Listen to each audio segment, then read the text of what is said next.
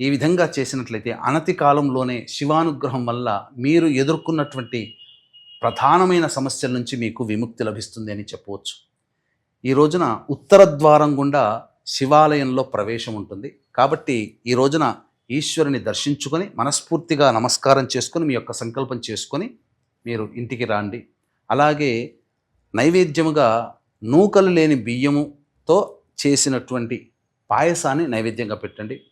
ఈ యొక్క 2026 సంవత్సరం అంతా మీకు శుభం కలగాలనే ఉద్దేశ్యముతో శ్రీశైల క్షేత్రంలో కానీ శ్రీకాళహస్తి క్షేత్రంలో కానీ మీ యొక్క గోత్రనామాదులతో సర్వదోష నివారణ పూజలు హోమాలు జరిపించి శక్తిపాతము చేసినటువంటి కరుంగలి మాల ఇవ్వడం జరుగుతుంది.